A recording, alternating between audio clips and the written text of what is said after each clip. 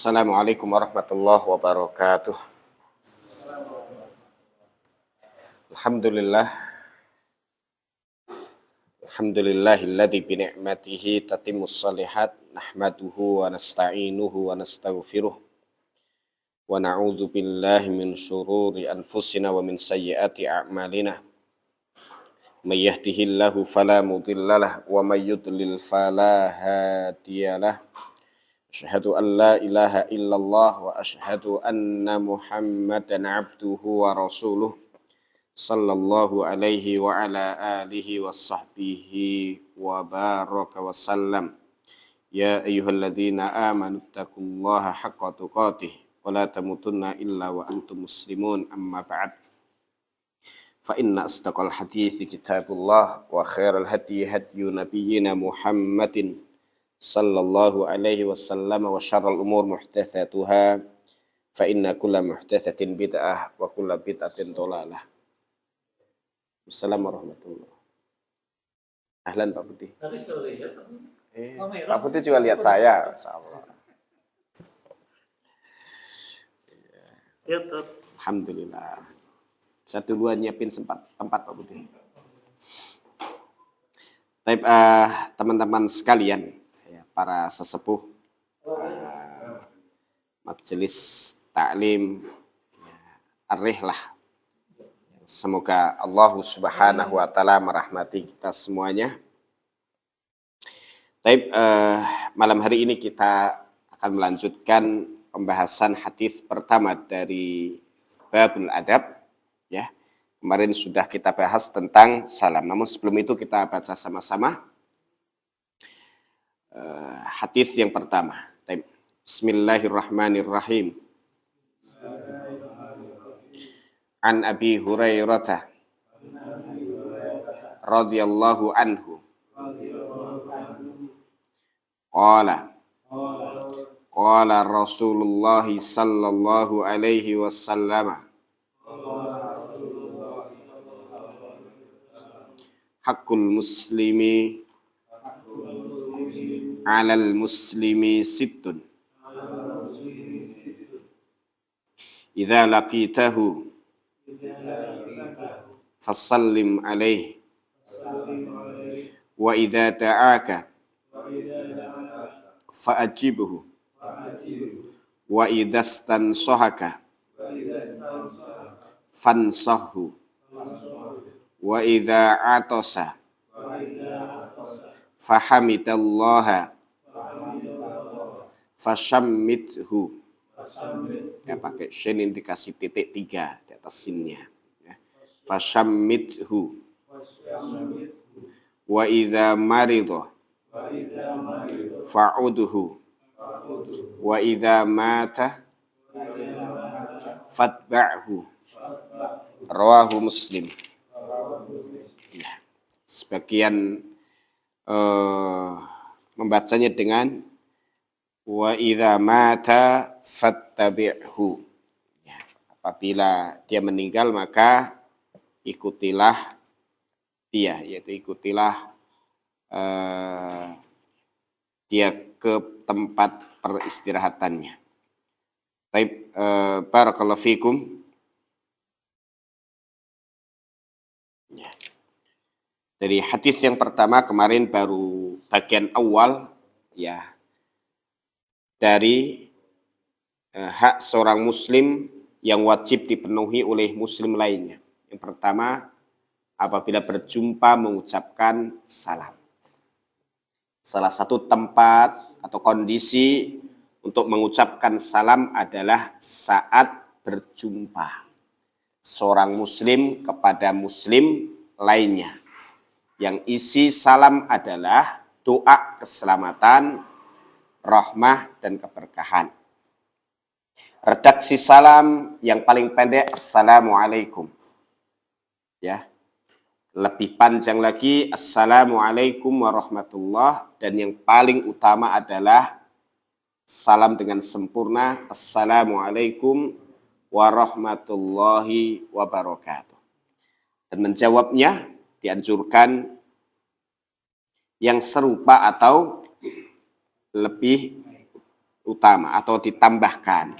Dan yang lebih utama adalah menjawabnya dengan jawaban yang lebih baik.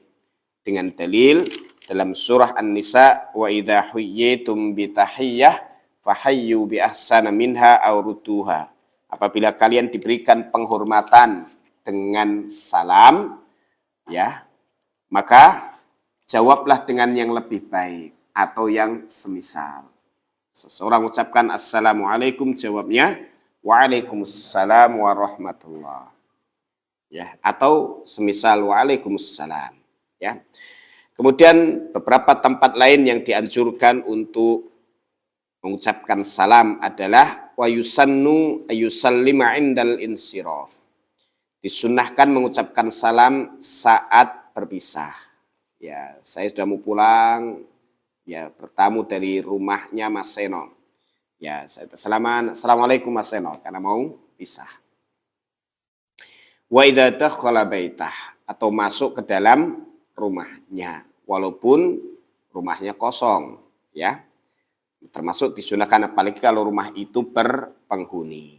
Au baitan khalia, atau rumah kosong yang enggak ada penghuninya. Au masjidan khalia, atau masjid yang kosong enggak ada orangnya. Assalamu alaina wa ala ibadillahi salini kalimatnya. Ya. Kalau ada penghuninya ya kita ucapkan salam kepada yang di dalam. Taib barakallahu fikum, kecuali orangnya sedang sholat, ya. Ya, kemudian wala yajuzu musafahatil mar'ah al-ajnabiyah asyabah. Tidak boleh setelah mengucapkan salam menjabat tangan wanita asing yang masih muda. Wanita asing itu berarti wanita yang bukan mahramnya. Ya, yang bukan mahramnya. Maksud mahram di sini adalah mahram abadi. Ya. Maka ya tidak boleh berjabat tangan dengannya. Diberi keterangan asyabah yang masih muda. Bagaimana kalau yang sudah tua, nenek-nenek? Di sana ada khilaf. Ada yang membolehkan seperti fatwa Syekh Al-Qardawi. Ya. Lebih ringan karena yang muda itu akan menimbulkan fitnah. Nah, wanita yang mahram disebutkan dalam surat An-Nisa ayat yang ke-23. Ada mushaf di dalam.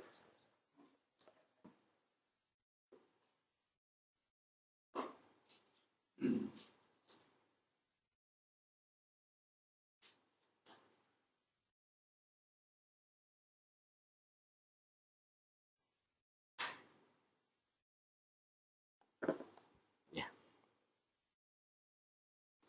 Hurrimat alaikum ummahatukum wa banatukum wa akhawatukum wa ammatukum wa khalatukum wa banatul akhi wa banatul ukhti wa ummahatukum allati arda'nakum wa akhawatukum minar radha'ah wa ummahatu nisaikum wa rabaibukum allati fi hujurikum min nisaikum allati dakhaltum bihin fa in lam takunu dakhaltum bihinna fala junaha alaikum wa halailu abnaikum alladhina min aslabikum wa an tajma'u bainal ukhtaini illa ma qad salaf innallaha kana ghafurar rahim.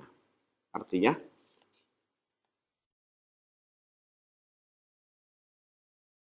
diharamkan atas kamu mengawini ibu anak-anakmu yang perempuan, saudara-saudaramu yang perempuan, saudara-saudara bapakmu yang perempuan, saudara-saudara ibumu yang perempuan, anak-anak perempuan dari saudara-saudaramu yang laki-laki, anak-anak perempuan dari saudara-saudaramu yang perempuan, ibu-ibumu yang menyusui kamu, saudara perempuan persusuan, ibu-ibu istrimu atau mertua, anak-anak istrimu yang dalam pemeliharaanmu, dari istri yang telah kamu campuri. Tapi jika kamu belum campur dengan istrimu itu dan sudah kamu ceraikan, maka tidak berdosa kamu mengawininya. dan diharamkan bagimu istri-istri anak kandungmu, menantumu dan menghimpunmu dalam perkawinan dua perempuan yang bersaudara kecuali yang telah terjadi pada masa lampau. Sesungguhnya Allah Maha Pengampun. Ya, ini wanita-wanita yang diharamkan untuk dinikahi termasuk nanti turunannya adalah hukum bersalaman dengan mereka, yaitu ibu kandung, ya, putri kandung boleh salaman, saudari kandung, ya, bibi dari jalur ayah, bibi dari jalur ibu, bude atau bule, ya kan, baik dari jalur bapak, jalur ibu, maka dia adalah mahram, boleh salaman. Dari sisi hukum ini, ya, maka haram untuk dinikahi. Ya. Kemudian wabanatul akhi wabanatul ukhti, ponakan perempuan, baik dari saudara laki-laki atau saudara perempuan, ponakan, nggak boleh dinikahi. Wa ummahatukum allati arda'nakum, ibu susuan yang pernah menyusui dan ada bukti dia pernah menyusui maka dia jadi ibu susuan, maka haram dinikahi boleh. Kemudian salaman, maseno salaman dengan ibu susuannya. Kemudian saudari-saudari sepersusuan. Wa ummahatu nisaikum, ya, dan ibu mertua, ibu istri kalian, itu ibu mertua. Ya, maka dengan menikahi anaknya, maka ibunya itu jadi haram abadi, walaupun nanti anaknya telah meninggal, maka tetap dia adalah mahramnya. Cerai pun juga demikian. Maka Mas Irwan boleh salaman sama ibu mantan ibu mertua.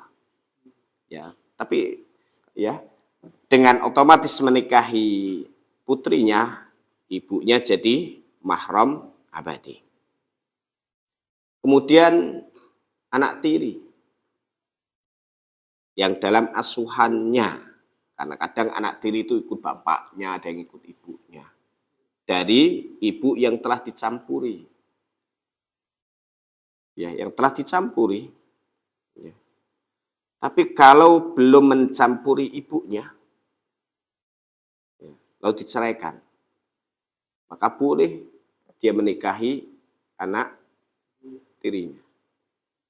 Tapi kalau nikahin anaknya, otomatis mudah dicampuri atau belum ibunya, ibu mertuanya jadi mahramnya. Itu bedanya. Ya.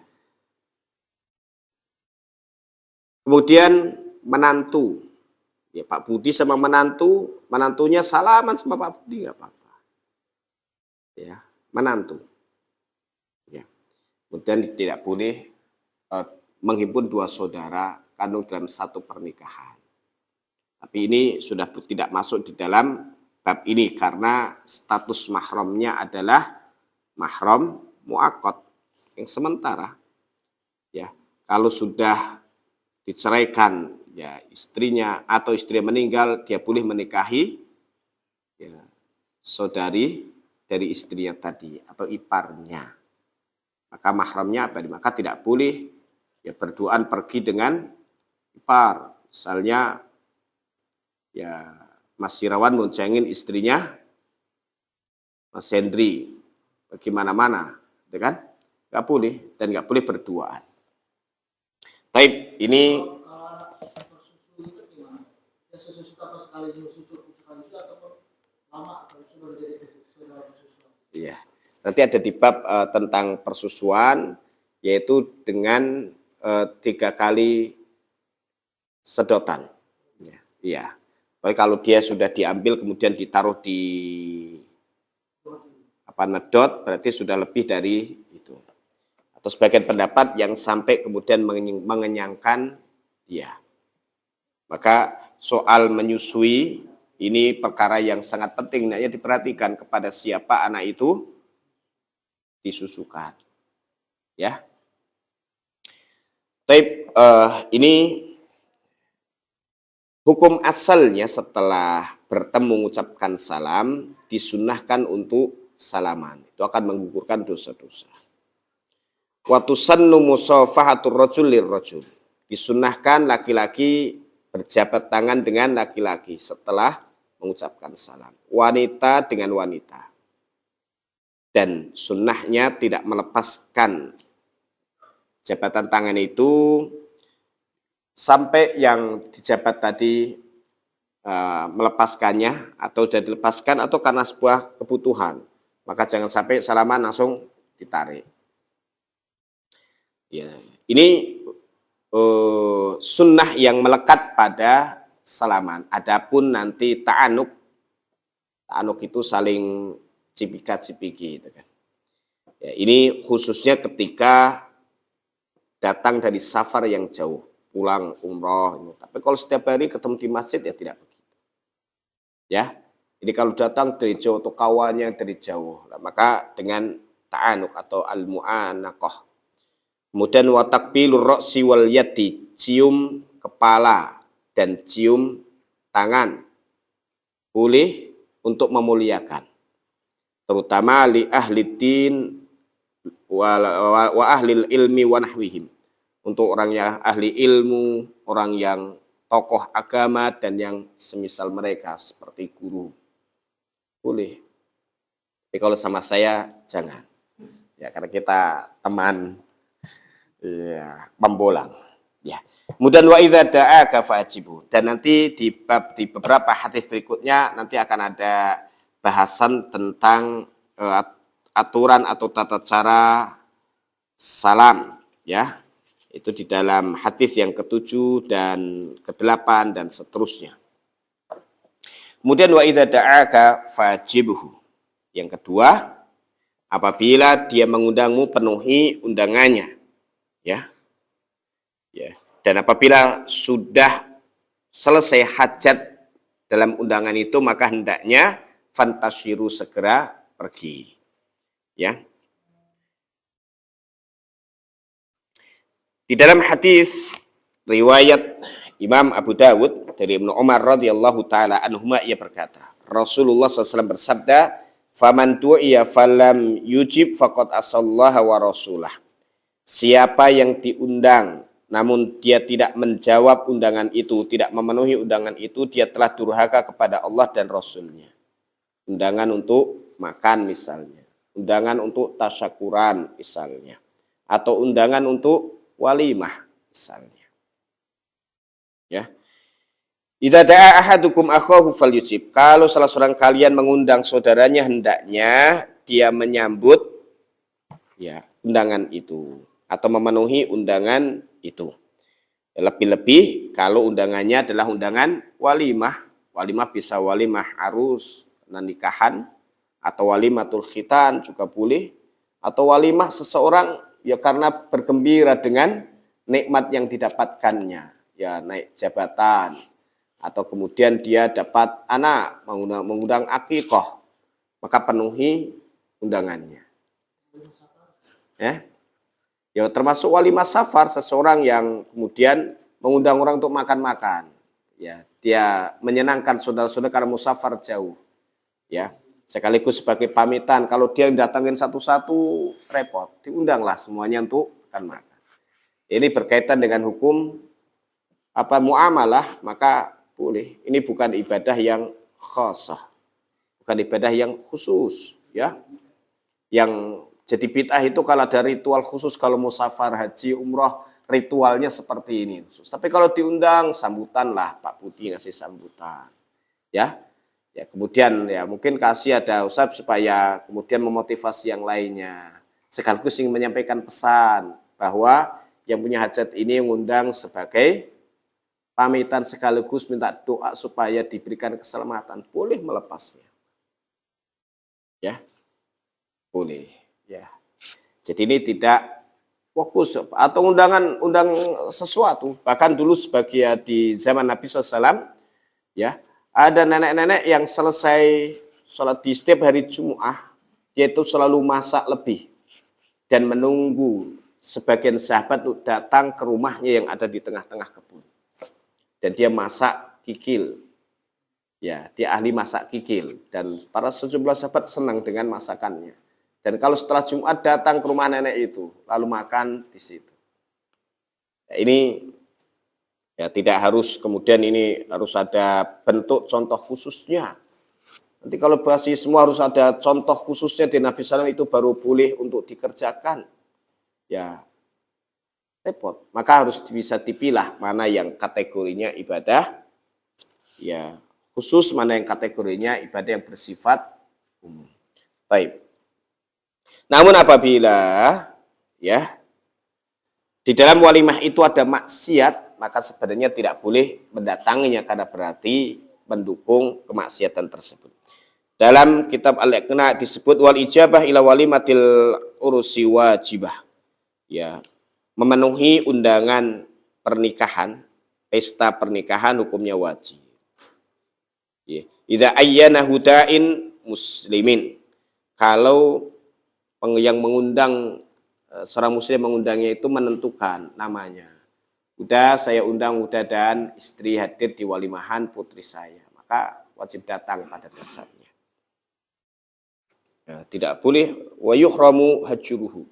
Cari-cari alasan untuk tidak hadir. Hukumnya haram. Ya. Ya, cuman di kita sekarang ini kalau nggak punya duit untuk nyumbang nggak datang. Padahal undangannya adalah untuk datang ke walimah, yang mengundang itu sedang mengungkapkan kegembiraannya, menyediakan makanan enak, ya datang makan enak. Kalau memang perlu bicara, mohon maaf nggak bisa bawa apa-apa ke sini. Kalau nggak punya atau berat kata itu juga datang saja. Ya, datang saja. Tapi biasanya masyarakat kita ini agak jahat, ditandai. Ditandai. Maka kemarin anak Ustaz Salafuddin nikah di Klaten karena desanya ini orang kaya, ya nikahkan di gedung yang cukup megah, ya karena keluarga dari arsitek dan keluarga dokter jadi kaya, dan di undangannya memang tidak menerima amplop, tidak disediakan amplop, jadi tidak menerima lah. Adapun kalau orang mau ngasih hadiah ya itu urusan dia, nanti diterima, tapi tidak menyediakan. Dari awal sudah diundangan dan dikasih itu. Ya, dan di Solo sudah banyak dimulai, terutama orang kaya kalau walimah itu ya besar-besaran dan dikasih pesan dalam undangannya. Ya, tidak menerima amplop.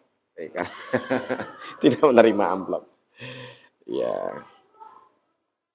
Ya. Taib. Ini tidak usah terlalu panjang terkait dengan memenuhi undangan. Kemudian yang ketiga, idastansohaka fansahu. Kalau minta nasihat, ya curhat, lalu minta diberikan masukan, ya berikan masukan kepadanya. Ya kenapa?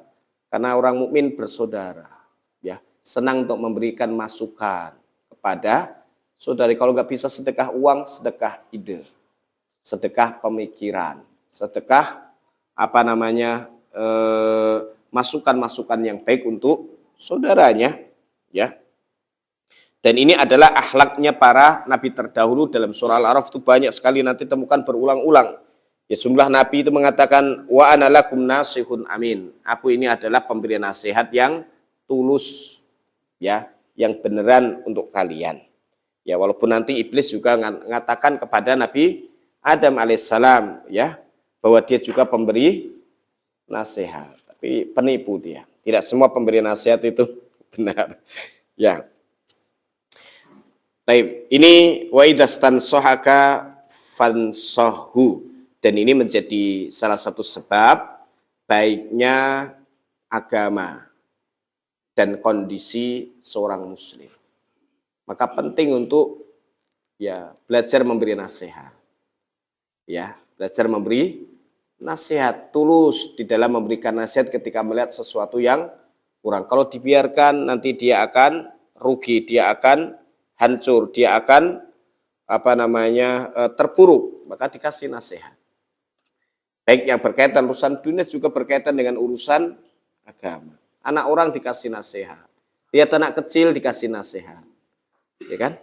Nah ini sifatnya para nabi terdahulu. Lebih-lebih kalau orang itu minta nasihat berarti memandang bahwa dia butuh masukan, dia butuh pemikiran yang baik, dan dia merasa bahwa ya kita ini bisa memberikan masukan yang baik. Ya, ini nasihat ya. Ya. Kemudian yang keempat, idza atasa fahamidallaha fashammithu. Ya, apabila dia bersin dan memuji Allah Ta'ala, maka bertasmitlah kepadanya. Doakan dia dengan yarhamukallah, dan nanti ada hadis lebih khusus membahas tentang ini. Sifatu dzalika kama jaa fi sahih al-Bukhari. Dan sifat bertasmitnya itu disebutkan dalam Sahih Al-Bukhari dari Abu Hurairah radhiyallahu taala anhu, dari Nabi sallallahu alaihi wasallam. Ya.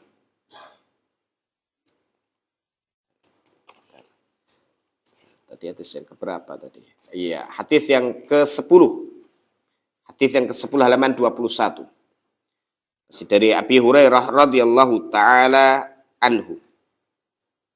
Anin Nabi sallallahu alaihi wasallam qala idza atasa ahadukum falyakul alhamdulillah wal yakul lahu akhuhu yarhamukallah fa idza qala lahu yarhamukallah falyakul yahdikumullahu wa yuslihu balakum, akhrajahul Bukhari.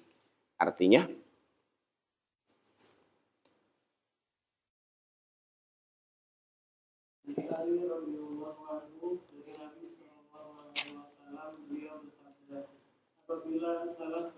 yang ini dari Abu Hurairah.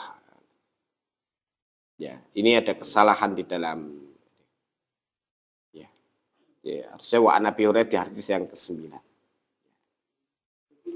Ya, dan dari beliau Abu Hurairah.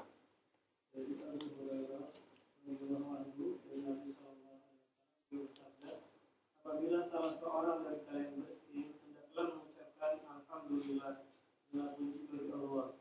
Dan saudaranya yang mendengar hendaknya mengucapkan untuknya yarhamukallah, semoga Allah merahmatimu.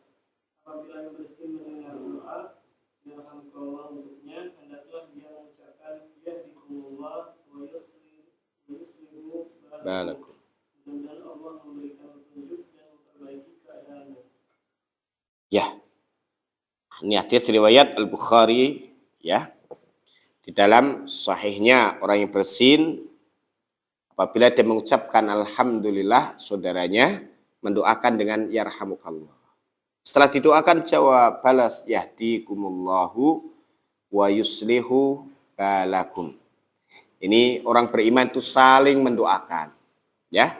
Saling mendoakan. Kalau mendoakan berarti menginginkan kebaikan untuk saudara kita, dan ini bentuk kepedulian yang paling ringan. Ya. Lebih dari itu ya, kepedulian bisa diwujudkan dengan memberikan bantuan. Ya. Dengan memberikan bantuan. Karena ya, seorang muslim dengan saudaranya, dengan sesama muslim yang lain adalah bersaudara. Dan Nabi SAW memberikan perumpamaan seperti satu tubuh.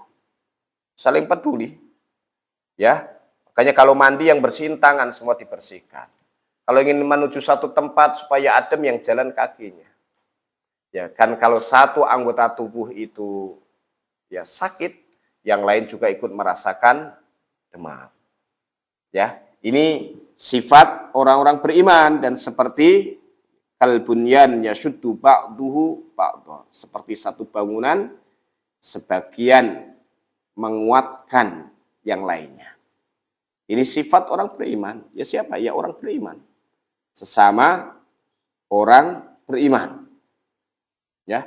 Dan kepedulian yang paling mudah adalah ya, tadi ketemu ucapkan salam, ya, ataupun juga mendoakan ketika dia dalam kondisi tertentu seperti bersin, ya, yang dengan itu dia mengucapkan hamdalah, alhamdulillah, karena bersinnya adalah untuk kesempurnaan kesehatan dia. Tapi kalau bersinnya berulang-ulang sampai 10 kali karena flu, ya, maka ya beda lagi, ya. Dia mengucapkan alhamdulillah, tetapi boleh didoakan semoga Allah berikan kesembuhan. Didoakan dengan yarhamukallah, semoga Allah merahmati dirimu. Taib ini. Wa qala An-Nawawi, Imam Nawawi berkata, innahu muttafaq ala istihbabihi. Ya, telah disepakati sunnahnya mengucapkan yarhamukallah kepada orang yang bersin lalu dia memuji Allah. Tapi bagaimana kalau dia tidak membaca alhamdulillah? Hajing. Enggak alhamdulillah. Ya tidak berhak untuk didoakan. Tidak berhak untuk didoakan. Karena syarat mendapatkan doa yarhamukallah apabila dia mengucapkan alhamdulillah. Dan apabila hamdalahnya itu terdengar. Kalau enggak terdengar, ya dia tidak terkena khitab perintah. Maka ini adalah amalan lisan diamalkan dengan keras. Alhamdulillah. Ya kecuali ya orang sudah ngaji, ya masih rawan, ya bersin, tapi kemudian tidak mengucapkan alhamdulillah. Ya Dwi ingin menegurnya dengan cara yang halus. Masih rawan, kemarin pelajaran kalau bersin, ya, ucapkan alhamdulillah, lalu Dwi mengucapkan yarhamukallah, ya kan? Dan sebagian nanti dijelaskan oleh Imam An-Nawawi dalam Syarah Muslim, boleh seseorang itu ya kemudian menyindir saudaranya yarhamukallah supaya dia mengucapkan alhamdulillah. Tapi yang utama adalah dia bertanya, kalau bersin sunnahnya baca apa? Alhamdulillah. Maka baru kemudian ya, saudara tadi mengucapkan yarhamukallah. Wa idza atasa khammara wajhahu wa la yaltafit wa yahmadullah. Ya apabila seseorang itu bersin, maka hendaknya dia itu menundukkan kepalanya, ya, menutup wajahnya dan tidak berpaling. Tidak noleh, hacing gitu. Ya. Tapi sunnahnya bersin itu depan.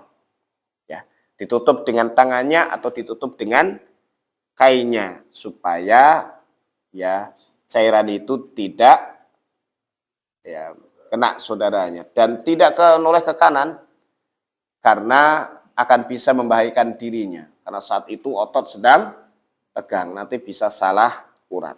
Dan seperti itu yang dicontohkan oleh Nabi SAW dan melirihkan suara. Ditahan semaksimal mungkin supaya tidak keras suaranya. Kalau keras nanti kaget orang. Ya, apalagi di dalam masjid. Ya. Wa tasmituhu fardu kifayah. Mengucapkan tasmid, mendoakan yarhamukallah itu fardu kifayah. Wa yukrahu dan makruh.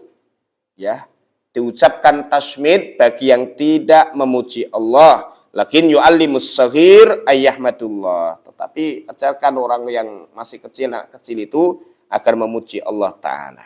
Ya. Kemudian wa yusammitur rajulur rajula. Sama laki-laki mengucapkan tasmid.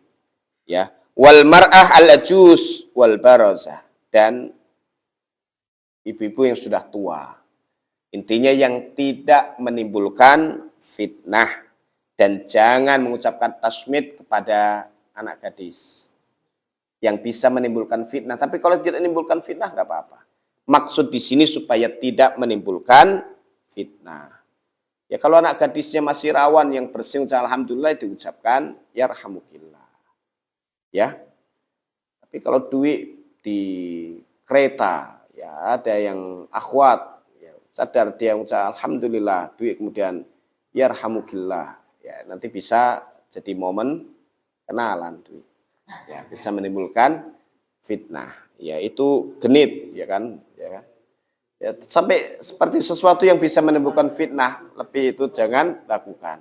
Tapi kalau saya sama Uni R udah biasa, ya kan? Ya, kalau saya mengucapkan yarhamukillah, udah nggak akan cemburu sama saya, ya kan? Ya, begitulah. Ya.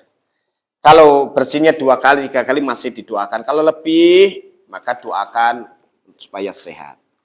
Kemudian yang bagian yang kelima, idza marida fa'udhu, kalau dia sakit jenguk. Ya. Ini sunnah. Kayak Pak Budi sakit ya kita jenguk. Harusnya saya juga ikut jenguk, tapi jauh Pak Budi. Barengan sama kegiatan lain kalau pas jenguk Pak Budi. Ya. Di dalam kitab Al-Jami' di Tirmidzi dari Ali radhiyallahu taala anhu, dia berkata, aku mendengar Rasulullah SAW bersabda, "Ma min muslimin ya'udu musliman maridha." Ya, tidaklah seorang muslim menjenguk muslim lainnya yang sedang sakit ghadwatan di pagi hari, illa shalla alaihi sab'una alfa malak hatta yumsiya, melainkan ada 70.000 malaikat yang akan mendoakan dia sampai tiba waktu sore. Siapa yang didoakan ini? Orang yang menjenguk atau yang dijenguk? Yang menjenguk yang didoakan. Yang dijenguk nggak boleh dijenguk gimana? Ya, ya itu aturan rumah sakit. Biasanya di rumah. Ya, Teman-teman pada mau jenguk dia, kalau pada sakit nggak mau dijenguk itu gimana? ya kalau dia merasa tidak sakit ya mau dijenguk karena sakit ya itu haknya dia. Iya, ya mungkin pas dia mau istirahat, maka menjenguk itu sesuai dengan kondisi dia. Ya, tapi haknya orang yang sakit umumnya orang sakit itu kalau dijenguk temannya tuh senang. Apalagi temannya menghibur. Ya. Wa idza adahu asyiyatan, kalau menjenguknya waktu sore, 70.000 malaikat mendoakannya sampai tiba waktu pagi. Wa kana lahu kharifun fil jannah, dan dia punya ya tanaman buah-buahan yang sudah siap panen di surga. Disifati seperti itu, seperti buah-buahan yang sudah siap panen, dia ambil. Ya, maka itu kalau berada di sisi orang yang sakit, hadits riwayat At-Tirmidzi dan sebagian ada diriwayatkan oleh Imam Abu Dawud, dan ini di antara amal ya yang akan mendapatkan doa dari para malaikat. Ya, dan amalan ini bukan hanya ibadah khusus tetapi ibadah terkait dengan sesama. Orang sakit itu suka kalau dijenguk. Merasa dia diperhatikan oleh saudaranya, ya, apalagi yang menjenguk itu kemudian ya bisa menghibur dia, kembali semangat dia untuk sehat. Alladzi yaqtadihi nas, ya. Kalau dari redaksi lafadznya ya, bahwa menjenguk orang sakit itu hukumnya wajib. Ya. Tapi jumhurul fuqaha berpendapat dikumpulkan dari banyak riwayat bahwa itu hukumnya sunnah. Ya. Dan ini yang disebutkan oleh Al-Imam An-Nawawi dalam ya Al-Ijma' ala Adamil Wujubi. Ya, tentang ijma'nya para ulama bahwa menjenguk orang sakit ini tidak wajib, hukumnya tidak wajib. Walaupun Imam Al-Bukhari berdasarkan lafadz tentang menjenguk orang sakit belum berpendapat bahwa ini harus, yaitu seperti wajib seorang muslim menjenguk saudaranya yang sedang sakit. Ya. Tapi pendapat yang kuat dia adalah mandubah, amal yang dianjurkan atau hukumnya sunnah. Ya. Wa mafhumul hadis, dan yang difahami dari hadis ana haqqal iyadah lil muslim, bahwa hukum asal dijenguk itu miliknya orang Islam. Non muslim hukum asalnya tidak punya hak untuk dijenguk. Ya. Kecuali kalau ada kemaslahatan. Misalnya tetangga untuk menunjukkan akhlak mulia, kepedulian, supaya dia melihat indahnya akhlak Islam. Kalau tidak masuk Islam, minimal dia tidak berbicara buruk tentang Islam dan kaum muslimin. Ya, ini di antara hikmah menjenguk non-muslim yang sakit, dan Nabi SAW pernah menjenguknya. Dia menjenguk non-muslim yang sakit seperti beliau menjenguk pamannya Abu Thalib di akhir hayatnya dan mengajaknya untuk mengucapkan la ilaha illallah. Maka di antara maslahat menjenguk non-muslim yang sakit adalah sebagai sarana dakwah bagi dia. Ya. Seperti beliau juga menjenguk seorang Yahudi yang sedang sakit, dan Imam Bukhari membuat bab khusus. Maka Imam Nawawi dan Riyadhus Shalihin nanti ada bab khusus menjenguk non-muslim yang sakit. Boleh apabila punya ada kepentingan, ada kemaslahatan yang jelas. Ya, anak Yahudi sakit. Anak Yahudi ini senang dengan Rasulullah SAW. Ini istimewanya Rasulullah SAW. Anak-anak kecil itu senang dekat dengan beliau. Ya, anak seorang Yahudi ini pun sering ke rumah beliau, sering membantu beliau. Lalu kemudian dia sakit, dan sakitnya lumayan parah. Ya, beliau menjenguknya. Dan ketika berada di samping anak kecil yang sakit ini, beliau ajak, aslim, masuklah Islam. Lalu anak ini lihat bapaknya. Lalu bapaknya bilang, ati Abul Qasim, taatilah Abul Qasim. Lalu kemudian dia mengucapkan 2 kalimat syahadat. Dan ketika beliau kemudian keluar dari rumah itu, beliau membaca alhamdulillahilladzi anqadhahu bi minan nar. Segala puji bagi Allah yang telah menyelamatkan anak itu melalui sebab diriku dari api neraka. Ini salah satu hikmah menjenguk non-muslim untuk menunjukkan akhlak mulia sebagai dakwah bagi dia. Kalau di satu masyarakat yang orang suka ke masjid, orang muslim, kalau di Garuda 5 ada Pak Ginting. Ya. Kalau ada muslim lainnya sakit dijenguk, Pak Ginting sakit nggak dijenguk. Oh, ini orang Islam itu rasis. Orang Islam itu nggak mau peduli sama yang lain. Maka dijenguk. Ya, supaya dia lihat, ya. Boleh jadi ya lama-lama sebelum akhir hayatnya dia masuk Islam. Saya betah di kampungnya orang Islam, orangnya baik-baik. Nah, ini adalah sesuai dengan akhlak mulia. Mungkin dia mau masuk Islam. Kalau memang tidak sampai masuk Islam, paling tidak dia tidak berkata yang buruk tentang Islam dan kaum muslimin. Teman-temannya ngomongin orang Islam tuh begini. Dia akan jawab, enggak, saya punya tetangga muslim dan mereka rajin ngaji, tidak seperti itu. Nah, itu kan menjaga kehormatan Islam. Tapi dipahami ini. Ya, ada pertanyaan, silahkan. Kalau kita diundang sama yang nggak kenal gitu, wajib datang. Ya, kalau dia seorang muslim, berarti dia mengenali kita, mungkin sebagai tetangga kita, nggak kenal dekat, ya, mengundang untuk walimah, hukum asalnya memenuhi undangannya, karena dia seorang muslim, ya. Kitanya nggak kenal, cuman dia biasanya kan lewat dari RT.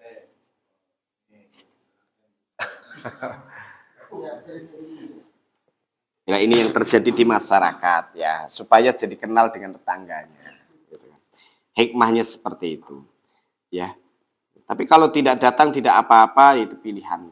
Tapi hukum asalnya diundang oleh seorang muslim adalah untuk mendatanginya untuk mempererat ukhuwah. Ya kalau saya tahu, ya saya misalnya nikahin anak, ya saya tahu ada udah di dae, ya ada buyung, nggak saya undang. Ya padahal kita sering jalan bareng, tapi nggak saya undang. Apa yang akan terjadi? Oh, dia tidak ngurangin saya, tidak nganggap saya. Umumnya begitu. Ya, maka orang mengundang itu berarti memuliakan sebenarnya. Ya. Dan yang kemudian menjawab undangan, dia membalas pemuliaan itu dengan mendatangi undangannya. Maka ini akan mempererat ukhuwah. Ya, sebagaimana di bagian awal Syekh Abdullah bin Abdurrahman Al-Bassam menulis bahwa dinul Islam adalah dinul mahabbah wal mawaddah wal ikha. Ya, agama cinta, agama kasih sayang, dan agama persaudaraan. Supaya apa? Supaya tumbuh rasa cinta dan kasih sayang, tumbuh persaudaraan dalam diri sesama orang beriman. Ya, maka sampai kemudian yang tidak dikenal pun dia doakan, Allahumma gfir lil muslimina wal muslimat. Itu keistimewaan memintakan ampunan untuk mukminin dan mukminat, muslimin dan muslimat. dan pahalanya besar. Sudah saya jelaskan. Apa keutamaannya? Memintakan ampunan untuk muslimin dan muslimat. Apa keutamaannya? Ya, bukti iman. Bukti iman itu suka kebaikan untuk saudaranya, sebagaimana ia menyukai kebaikan untuk dirinya. Dan tidak menyukai keburukan menimpa saudara, sebagaimana dia tidak suka tertimpa keburukan. Dan sebab keburukan yang pasti dikerjakan oleh setiap kita adalah dosa dan maksiat. Ya, dan setiap kita terancam dengan bahayanya. Makanya kita diperintahkan minta ampun, beristighfar sendiri, dan memintakan ampunan untuk saudara kita. Ya, itu bukti benarnya iman. Ya.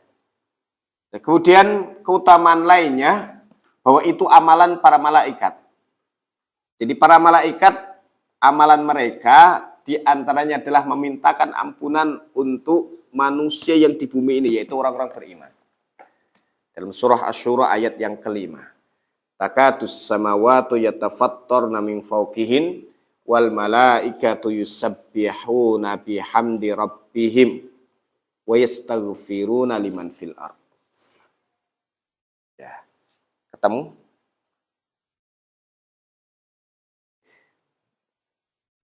Ketemu, Mas Irawan?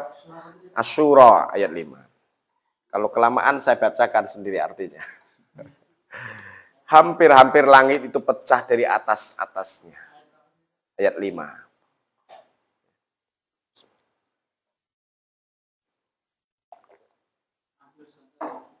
Iya. Hampir saja langit itu pecah dari sebelah atasnya karena kebesaran Allah, dan malaikat-malaikat pasti memuji Tuhannya dan memohon ampunan untuk orang yang ada di bumi. Ternyata sesungguhnya Allah dialah yang Maha Pengampun, Maha Penyayang. Iya, itu amalan malaikat. Ya.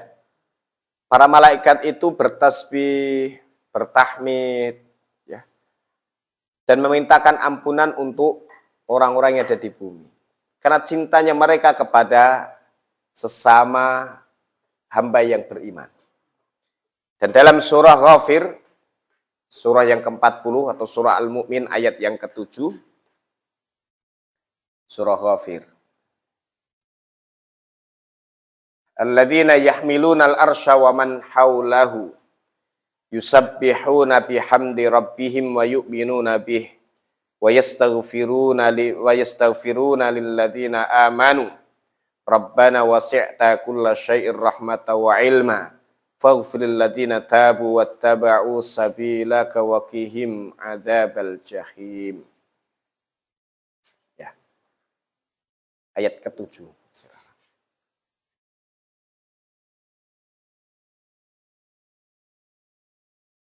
Malaikat-malaikat yang memikul ars dan malaikat yang berada di sekelilingnya bertasbih dengan memuji Tuhannya, dan mereka beriman kepadanya serta memohonkan ampunan untuk orang-orang yang beriman. Seraya berkata, ya Tuhan kami, rahmat dan ilmu yang ada padamu meliputi segala sesuatu. Maka berilah ampunan kepada orang-orang yang bertobat dan mengikuti jalan agamamu, dan peliharalah mereka dari azab neraka. Ya. Ini amalan para malaikat. Bahkan kumpulan malaikat yang mulia, pemikul arsy. Ya. Kemarin di bab terakhir sudah kita bahas dari kitab Tauhid. Ya. Arsy-nya Allah Subhanahu wa taala, ya. Wasi'a kursiyyuhus samawati wal ard. Ya, di arsy itu kemudian ada kursi. Ya, kursinya Allah Subhanahu wa taala langit dan bumi ini seperti dinar atau dirham yang dilemparkan di tengah perisai. Jadi langit dan bumi itu kecil di depan Allah Subhanahu wa taala dibandingkan dengan kursinya, dan arsy-nya Allah itu lebih luas daripada kursinya, ya. Dan itu dipikul oleh para malaikat yang mulia. Dan yang ada di sekeliling arsy dekat dengan Allah Ta'ala, mereka senantiasa berzikir, bertasbih, bertahmid, dan beriman kepada Allah. Disebutkan sifat mereka beriman. Lalu memintakan ampunan untuk orang-orang beriman. Jadi mereka cinta kepada orang beriman dan mereka mohonkan ampunan untuk orang beriman. Jadi memintakan ampunan untuk orang-orang beriman, itu amalannya para malaikat. Dan itu amalan yang istimewa. Maka para nabi terdahulu juga mintakan ampunan untuk orang beriman. Rabbana gfirli wali walidayya walil mu'minin yauma yakumul hisab. Doa Nabi Ibrahim dalam surah Ibrahim ayat 41. Wahai Tuhan kami, ampuni dosaku, dosa kedua orang tuaku, dan dosa kaum mukminin di hari ditegakkannya hisab. Doa Nabi Nuh di akhir surah Nuh. Rabbi gfirli wali walidayya waliman dakhala baitiya mu'mina walil mu'minina wal mu'minat. Ya Allah, ampuni dosaku, dosa kedua orang tuaku, dosa orang yang masuk ke dalam rumahku dalam kondisi beriman, dan dosa kaum mukminin dan mukminat. Ini Nabi Nuh. Dan Rasulullah SAW diperintahkan dalam surah Muhammad ayat yang ke-19, fa'lam annahu la ilaha illallah wastaghfir li dzambika walil mu'minina wal mu'minat. Katakan Muhammad, ketahuilah olehmu Muhammad, tiada Tuhan yang hak kecuali Allah. Mohonlah ampun untuk dosa-dosamu dan dosa kaum mukminin dan mukminat. Maka Nabi SAW suka memintakan ampunan untuk kaum mukminin dan mukminat. Dan ya, para pengikut Rasulullah SAW dan para pengikut sahabat, ya, muhajirin dan ansar, ya, yang disebutkan oleh Syekh Sa'di sebagai golongan ahlus sunnah wal jamaah, mereka senantiasa memintakan ampunan untuk saudara-saudara seimannya. Dalam surah Al-Hasyr ayat yang ke-10. Ya. Rabbana ighfir lana wa li ikhwanina alladziina sabaquna bil iman wa la taj'al fi qulubina ghillan lil ladziina amanu rabbana innaka raufur rahim. Wahai Tuhan kami, ampuni dosa kami, dosa saudara-saudara kami yang lebih dulu beriman daripada kami, dan jangan kau jadikan dalam hati kami kedengkian kepada orang beriman. Sesungguhnya engkau zat maha penyantun lagi maha penyayang. Ini sifatnya yang mulia, orang beriman. Tapi ini enggak mudah ternyata dalam praktek keseharian. Ya, paling enggak mintakan ampunan. Dan keutamaannya disebutkan dalam riwayat At-Tabrani, dihasankan oleh Syekh Al-Albani, man istaghfara lil mu'minina wal mu'minat kataballahu lahu bikulli mu'minin wa mu'minatin hasanah. Siapa yang memintakan ampunan untuk kaum mukminin dan mukminat, Allah catat untuknya dengan sebab seorang mukmin dan mukminah 1 hasanah. Ya, kalau jumlahnya orang berimannya 1 miliar, dia dapat balas 1 miliar. Itu istimewa memintakan ampunan untuk mukminin, dan supaya dalam hatinya enggak ada kebencian kepada orang beriman. Tapi ini sekali lagi berat. Jangan kepada orang beriman yang kita kenal. Teman sendiri, teman ngaji saja sering bentrok ya. Itu ibu-ibu tuh sukanya gesek-gesekan itu kan. Iyalah, begitulah. Tuh sabar sedikit agak berat. Iya. Ya, sabar sedikit berat. Ya jangan sampai bapak-bapaknya ikut-ikutan. Ibu-ibu memang tabiatnya begitu kan. Ya, maka bapak-bapaknya nggak boleh ikut-ikutan. Diluruskan, dia saudara seiman. Begitulah. Ini tugasnya bapak-bapak lah. Dan kalau menjenguk orang yang sakit, tanyakan kondisinya, ya. Kemudian ya, berkata yang baik kepadanya, dan jangan lama-lama duduk, ya, ngobrol sama orang sakit. Kalau jenguk orang sakit, jangan lama-lama.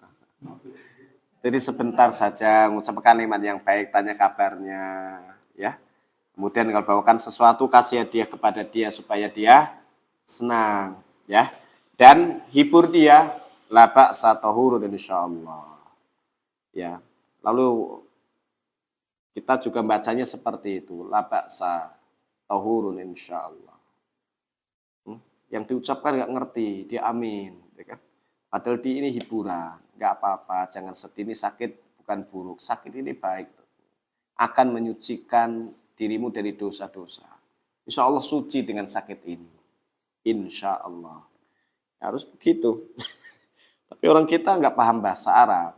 Ya, jadi kalau dikatakan kalimat komunikasi nggak paham. Yang dibaca Arabnya, tapi maknanya apa? Nggak paham. La ba'sa tahurun insyaallah. Didoakan, ya.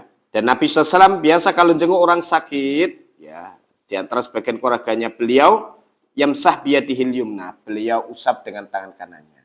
Ya, dipegangin dalam bidang usap. Adhibil ba'sa rabban nas, ya. Wasfihi anta syafi, la syifai la syifa'uk syifa'an la yughadiru saqama. Atau yang serupa, Allahumma rabban nas, adhibil ba'sa, isfi anta syafi, la syafiya illa anta, syifa'an la yughadiru saqama. Ada dua redaksi atau lebih berkaitan dengan doa ini. Misalnya Allahumma rabban nas, adhibil ba'sa, wasfihi anta syafi, la syafiya illa anta syifaan la yughadiru saqama. Atau adhibil ba'sa rabban nas wasfihi anta syafi la syifaa illa syifauka syifaan la yughadiru saqama. Doa lagi kan. Kalau nggak dihafalkan nggak bisa. Memang kudu dihafalkan. Ya. Sudah hafal Pak Budi ini? Belum? Ya ini. Jenguk orang sakit ya. Paling nggak didoakan. Adhibil ba'sa rabban nas. Hilangkan ya penyakit ini wahai Tuhan manusia. Sembuhkan dia. Ya. Anta syafi' engkau dat penyembuh. Tidak ada yang bisa menyembuhkan kecuali engkau dengan kesembuhan yang tidak meninggalkan penyakit lain. Ada sembuh dari satu penyakit, ganti sakit lain. Iya. Makanya ya doakan supaya sembuh dari sakit, nggak menimbulkan sakit yang lain. Maka kalau disunnahkan jenguk orang sakit berarti juga disunnahkan ya untuk mendoakan orang sakit. Di antara sunnahnya tuh ini. Atau dengan doa lain ya. As'alullahal adzim Rabbal arsyil adzim ayashfiyaka. Diulang 7 kali. Dan doainnya keras. Jangan. Karena redaksinya apa? As'alullahal adzim. Aku minta kepada Allah Zat yang Maha Agung. Rabbal arsyil adzim, Tuhan pemilik arsy yang agung. Ayashfiyaka, untuk segera menyembuhkan engkau. Ya, bacanya keras Mas Irawan. Makanya kalau bacanya salah, nanti malu kita kan. Makanya harus distorkan bacaannya. As'alullahal adzim Rabbal arsyil adzim ayashfiyaka. As'alullahal adzim Rabbal arsyil adzim ayashfiyaka. As'alullahal adzim Rabbal arsyil adzim ayashfiyaka. As'alullahal adzim Rabbal arsyil adzim ayashfiyaka. As'alullahal adzim Rabbal arsyil adzim ayashfiyaka. Diulang 7 kali.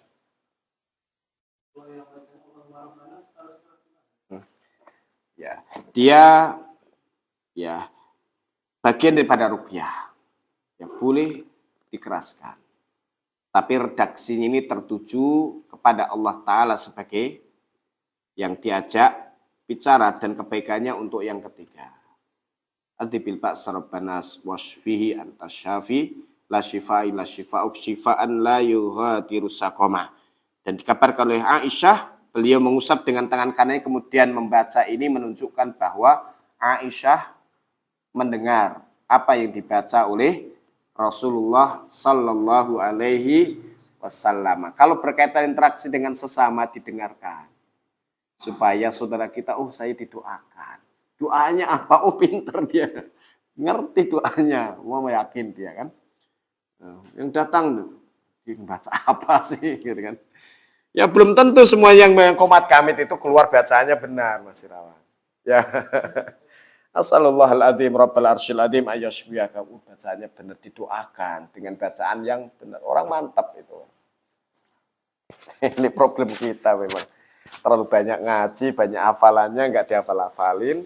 Kirain sudah hafal, ternyata tidak sesuai dengan ketentuannya. Ya akhirnya yang dibaca ya tidak tepat penggalannya, ya kan?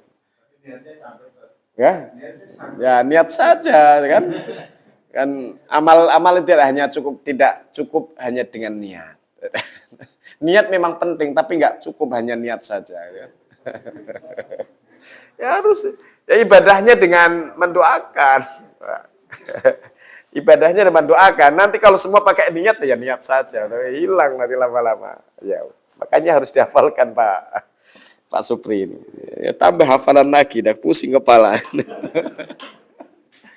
Ya, Dwi ini kayak perlu didata, Dwi. Dia mendoakan orang sakit. Ini memang perlu untuk dites itu kan.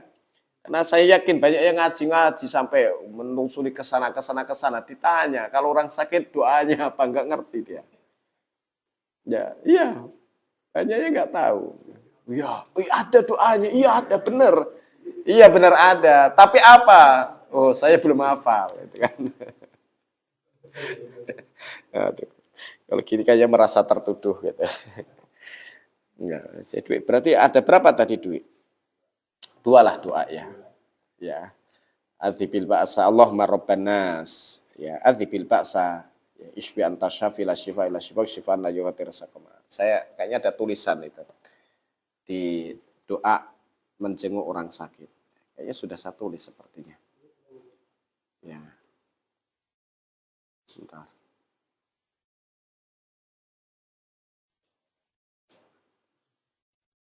Ini kalau masalahnya ya begitulah. Yang dibaca saat menjenguk orang sakit. Oh sudah ada ini. La ba'sa tahurun insyaallah. Adzibil ba'sa rabban nas wa ashfi anta syafi la syifa illa syifa syifaan la yughadiru saqama. As'alullah azim rabbul arsyil azim ayashfiya kala ini ya. 2 doa ini sajalah ya yang dihafalkan. Supaya jenguk orang sakitnya nanti pas gitu kan. Ngerti bisa doain gitu kan. Iya. Kemudian yang terakhir, idza mata fadbahu. Kalau meninggal, nggak bisa dijadwal, Pak. Ya, meninggal nggak bisa dijadwal. Kalau jenguk orang sakit bisa kita jadwal. Kayaknya sekarang jenguknya besok. Tapi kalau meninggal, nggak bisa. Ya, makanya harus hafal bacaan sholat jenazah. Ya, karena mayitnya nggak nunggu, masih rawan hafal doanya untuk disolatkan. Faqad ja'a fil Bukhari wa Muslim an Abi Hurairah radhiyallahu taala anhu qala. Terdapat dalam Sahih Bukhari dan Muslim dari Abu Hurairah radhiyallahu anhu berkata, Rasulullah SAW bersabda, "Man syahida janazatan hatta yusalla 'alaiha falahu qirat." Siapa yang menghadiri jenazah sehingga mensolatkannya, dia mendapatkan pahala 1 qirat. Wa man syahidaha hatta tudfana, kemudian siapa yang menyaksikan jenazah, menghadiri jenazah hingga dia dikuburkan, enggak ikut megang cangkul, enggak ikut gotong keranda, ikut ngantar saja, ikut jalan saja, ikut menyaksikan, termasuk di dalam sampai dikuburkan, falahu qiraton, maka baginya 2 qirat. Maksudnya adalah mensolatkan itu 1 qirat, mengantarkan jenazah itu 1 qirat lagi. Ya kalau sholat saja nggak ikut mengantarkan dapatnya 1 qirat. Dan 1 qirat itu kadarnya seperti segede gunung Uhud. Maka pahalanya besar.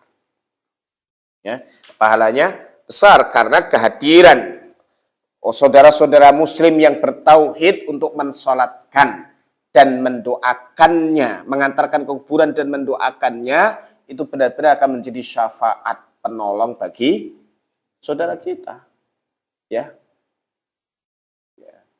Ya, sehingga dengan doa-doa kita boleh jadi diampunkan dosanya, tidak jadi disiksa di alam barzakhnya, kemudian dihindarkan dari fitnah kuburnya. Ya, harusnya jawabnya itu belepotan, Allah jadikan mudah karena sebab istighfar dan doa dari saudara-saudaranya. Wa mal qiratan, apa itu 2 qirat? Maksudnya adalah seperti 2 gunung yang besar, yaitu gunung Uhud. Ittiba'ul janazah sunnah. Ittiba, mengikuti jenazah itu sunnah. Wa huwa haqqun lil mayyit wa haqqun li ahlihi. Itu hak mayit dan hak keluarganya. Jadi bukan hanya kepentingan mayit saja, termasuk kepentingan keluarga. Coba kalau ada seseorang meninggal, lalu nggak ada teman-temannya itu yang ikut menghantarkan, apa perasaan keluarga? Sedih. Ya, maka itu dia telah berbuat baik untuk si mayit dan berbuat baik untuk keluarganya. Ya. Ya. Imam Al-Ajuri berkata, minal khair ayat ba'aha liqada'i haqqi akhil muslim. Termasuk bentuk kebaikan adalah ngikut atau menghantarkan jenazah termasuk hak saudara muslimnya. Wa yukrahu raf'us saut wa sayhah inda raf'ihima. Dimakruhkan kemudian sampai teriak-teriak ya, walaupun dengan bacaan dikir la ilaha illallah, la ilaha illallah. Ya kamu zikir sendiri. Boleh enggak untuk jenazah sambil zikir? Boleh. Mau ngobrol sama sampingnya saja boleh, masa zikir enggak boleh. Sambil istighfar boleh. Ya. Ya. Maka hendaknya orang yang mengantarkan jenazah itu mengantarkan dengan ya perasaan khusyuk, memikirkan suatu hari saya pun akan dipikul seperti ini, ya. Dia mengambil pelajaran berharga dari kematian yang disaksikannya, ya. Wa yukrahu tabassum. Dimakruhkan senyum-senyum. Wadhak asyadda minhu. Ketawa lebih, tapi ini dah lumrah. Di kuburan, di habis kubur dia orang ketawa-ketawa, petentang-petenteng gitu kan. Wow ya. Ya, makruh. Dan lebih dibenci lagi kalau sampai ketawa-ketawi di kuburan. Dan ini lumrah, lihat saja kalau mengantarkan jenazah kan orang pada ketawa ketiwi, sehingga seperti nggak ada pengaruh jenazah yang dilihat oleh dirinya. Ya. Wa tahadduts bi amri dunya, termasuk adalah membicarakan urusan dunia. Wah, mobilku kemarin habis servis habis sekian. Padahal sedang ada jenazah. Kayak di antara illah. Kenapa kalau masuk kuburan itu disuruh copot sandal? Di antara sebab urutnya adalah ya salah satu pendapat bahwa saat itu Nabi bisa perintahkan untuk melepas sandal karena ada yang pakai sandal mewah ketika ke kuburan. Ya. Adapun kalau kuburan model kita, kuburan perwira nggak pakai sandal, potensi kena beling. Maka tidak apa-apa pakai sandal di kuburan karena larangan itu ada ilahnya dan itu tidak haram. Dan di antara bukti bolehnya adalah bahwa mayit itu mendengar bunyi suara sandal, suara terompah. Ya, dari orang-orang yang menghantarkannya setelah dia meninggalkan dirinya. Dengar itu, menunjukkan bahwa di zaman Nabi SAW pun ada ya masuk kuburan mengantarkan jenazah, menguburkan itu pakai sandal. Lalu larangan itu bawa kemana? Ya, di antaranya adalah ya apabila sandalnya itu bagus dan orang berbangga dengannya, maka diperintahkan untuk melepasnya. Dan juga apabila di kuburan itu ada bahaya, seperti banyak durinya, apalagi di kampung, wah durinya gede-gede, gitu kan? Bahkan beling juga banyak, atau keong atau kerang itu banyak. Ya kalau kemudian diinjek-injek, ya nggak pakai alas kaki, orang bisa terluka dan bisa timbul bahaya. Wallahu a'lam. Tapi ini kayak sudah menjadi identitas. Kalau ngaji sunnah itu berarti kalau masuk kuburan lepas sandal sora itu sebuah keharusan. Ya, saya tidak mendapatkan itu sebuah keharusan. Dan ada banyak bahasan-bahasan berkaitan dengan ini. Ya dikaji bahwa itu ada sebab urutnya. Ada ilahnya. Kenapa kok tidak boleh seperti itu? Ya, karena ada kalanya orang bermain. Nah, apabila menguburkan jenazah jangan ngobrolin urusan dunia. Wah saya pendapatannya kemarin lagi jeblok sekian. Jadi sibuknya mikirin. Padahal di hadapannya ada jenazah. Nanti kalau sudah mati ya sudah selesai urusan hidupnya, istrinya ya dia cari makan sendiri. Anaknya ya nanti Allah atur hidup mereka. Ya kan? Jadi jangan semua-semua seolah kita, wah nanti kalau saya meninggal gimana, anak istri saya.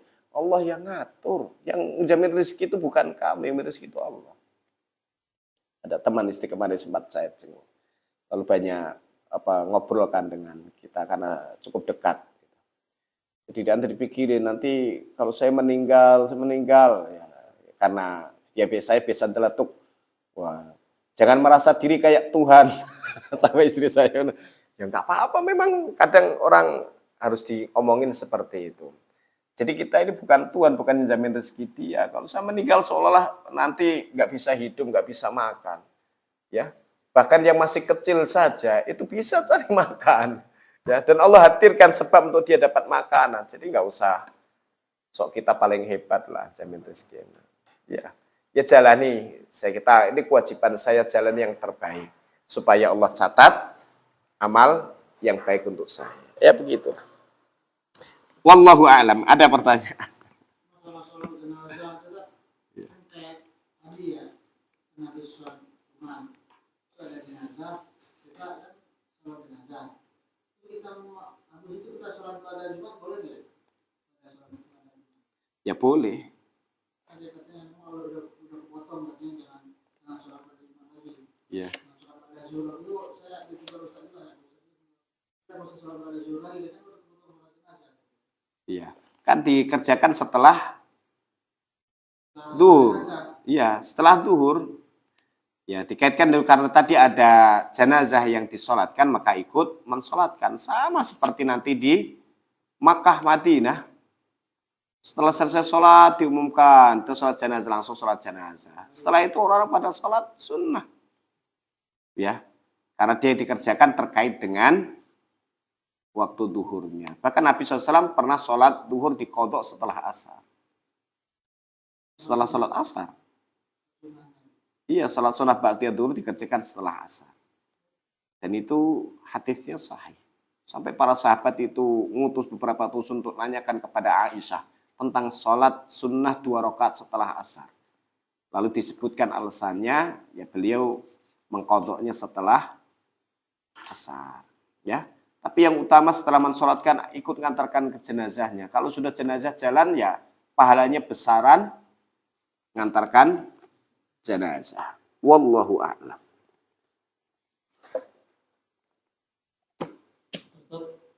Kalau salam tadi Ustaz, kalau kita mau masuk rumah, tapi rumah itu tidak ada penghunian, apakah kita harus salam? Ya, sunnahnya mengucapkan salam. Sunnah Pak Budi, bukan wajib. Nah, ya.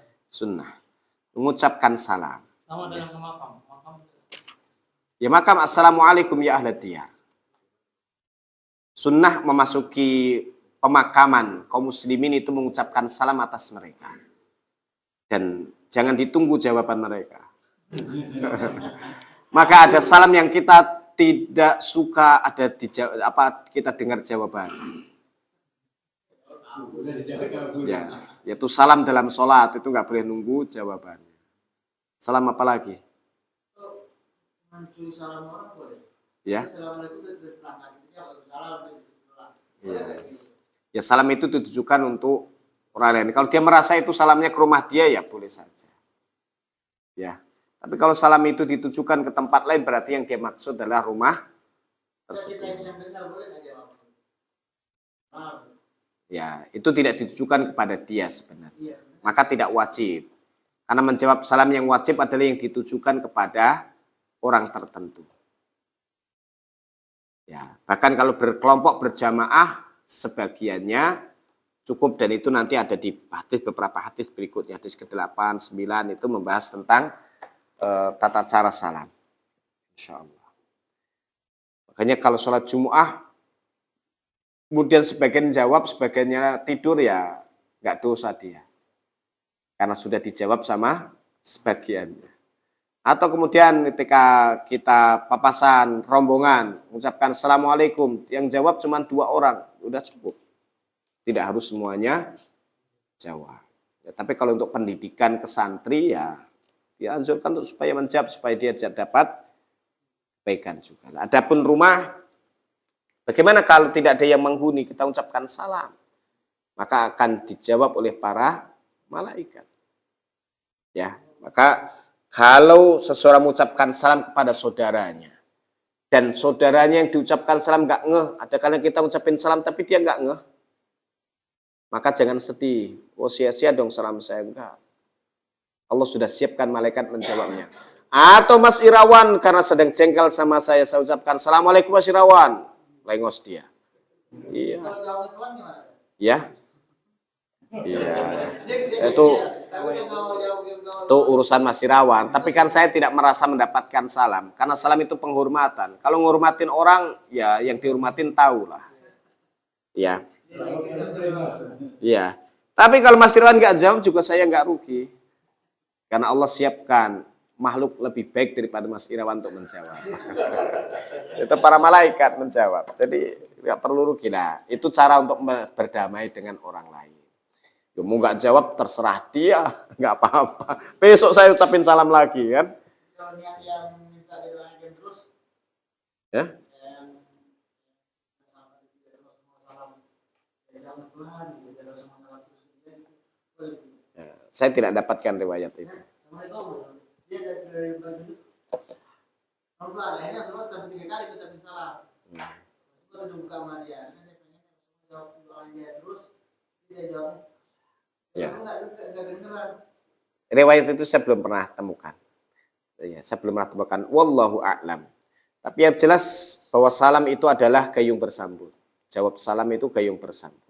Maka dia bentuk penghormatan. Penghormatan ke orang lain supaya orang lain itu tahu. Jadi jangan dengan prinsip tadi, yang penting hatinya ikhlas. Saya takut riya, maka jawab salamnya pelan. Enggak, ini amalan yang syiar. Jadi amalan yang harus dinampakkan. Iya, begitulah. Sama, saya nanti kalau ke masjid saya takut riya, saya sholatnya di rumah. Gitu kan. Sepi masjidnya itu. Tapi adanya kalau kita salam itu orang dari jauh, Assalamualaikum. Ya kalau orang dari jauh tidak dianjurkan untuk salam yang jauh. Ya sudah dari jauh disampaikan bahwa kita nih, tapi bukan dengan salam.